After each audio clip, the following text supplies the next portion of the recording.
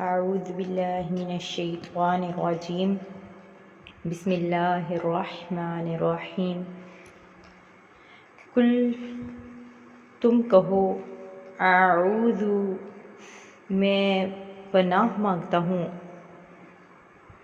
یا کل کہہ دیجئے اعوذ میں پناہ مانگتا ہوں برب الناس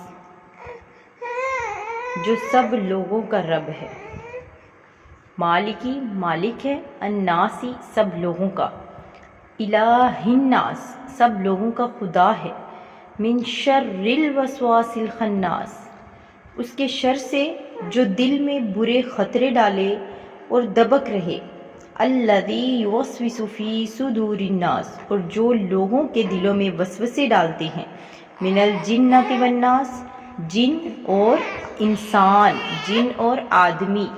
اللہ تعالیٰ ساری مخلوق کا رب ہے، مگر چونکہ انسان اشرف المخلوقات ہے اس لیے ان کا خصوصیت سے ذکر فرمایا گیا ہے۔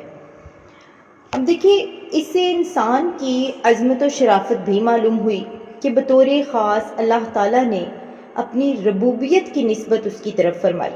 علماء نے یہاں نقطہ بیان فرمایا ہے کہ اس سورہ مبارکہ میں 5 مرتبہ لفظ الناس آیا ہے۔ اس میں حکمت یہ ہے، چونکہ انسان بچپن میں صرف پرورش ہی پاتا ہے، اس لیے سب سے پہلے رب الناس یعنی ربوبیت والی صفت کا ذکر فرمایا۔ جبکہ انسان جوانی میں مست ہو کر بے راہ ہو جاتا ہے، اس وقت اس پر قانونی گرفت کی ضرورت ہوتی ہے، اس لیے یہاں مالک الناس یعنی لوگوں کا بادشاہ فرمایا۔ اور چونکہ انسان بڑھاپے میں عبادت میں مشغول ہوتا ہے، اس لیے تیسری جگہ اللہ تعالیٰ کی صفت الوہیت اور معبوبیت کا ذکر فرمایا، یعنی الہ الناس۔ چوتھی جگہ الناس سے صالحین مراد ہو سکتے ہیں کہ شیطان عموماً انہیں ہی وسوسوں کے ذریعے عبادت سے ہٹانے کی کوشش کرتا ہے۔ اور 5ویں جگہ الناس سے مراد شر پسند اور فسادی لوگ ہو سکتے ہیں کہ وہاں لوگوں کے شر سے پناہ مانگی گئی ہے۔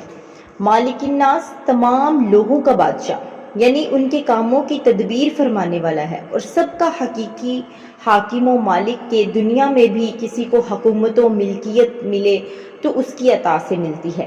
الہ الناس تمام لوگوں کا معبود، معبود ہونا اسی کے ساتھ خاص ہے، اور سارے لوگوں کا حقیقی معبود وہی ہے۔ من شر الوسواس الخناس بار بار وسوسے ڈالنے والے، چھپ جانے والے کے شر سے، اس سے مراد شیطان ہے، اور یہ اس کی عادت ہے کہ انسان جب غافل ہوتا ہے تو اس کے دل میں وسوسے ڈالتا ہے، اور جب انسان اللہ تعالیٰ کا ذکر کرتا ہے تو شیطان دبک رہتا ہے اور ہٹ جاتا ہے۔ وسوسہ اور الہام میں فرق ہوتا ہے۔ یاد رہے کہ برے خیال جو ہیں اس کو وسوسہ کہا جاتا ہے، جبکہ برے خیالات کو الہام کہتے، اچھے خیالات کو الہام کہتے ہیں۔ اب وسوسہ شیطان کی طرف سے ہے، لہٰذا اس پر لا حول ولا قوت الا باللہ العلی العظیم پڑھنا چاہیے، اور الہام فرشتے کے ذریعے اللہ تعالیٰ کی طرف سے ہوتا ہے، اس لیے اس پر اللہ تعالیٰ کا شکر ادا کرنا چاہیے۔ اب دیکھیں، نفس امارہ کے غلبے میں وسوسے زیادہ ہوتے ہیں، جبکہ نفس مطمئنہ کے غلبے میں الہام زیادہ ہوتا ہے۔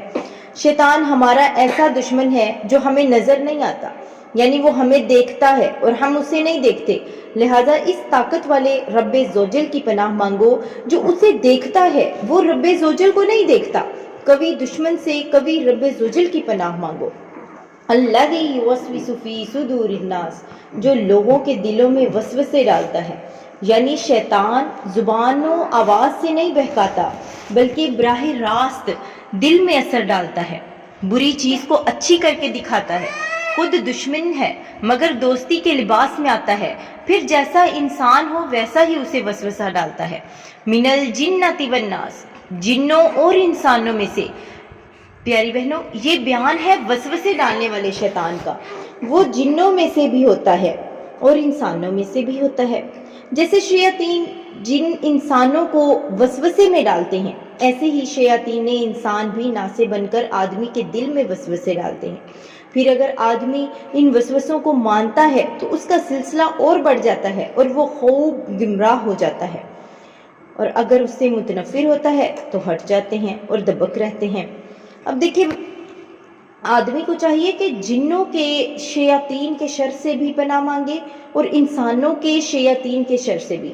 اس سلسلے میں یہاں ایک بہت مفید وظیفہ میں آپ کی خدمت میں پیش کروں گی۔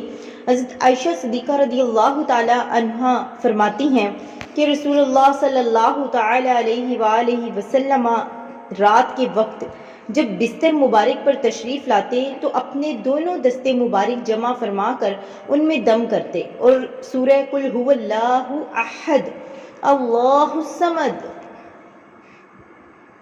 اور سورت قل اعوذ برب الفلق اور سورت قل اعوذ برب الناس پڑھ کر اپنے مبارک ہاتھوں کو سر مبارک سے لے کر تمام جسم اقدس پر پھیرتے یہاں تک کہ دست مبارک پہنچ سکتا۔ یہ عمل 3 مرتبہ فرماتے۔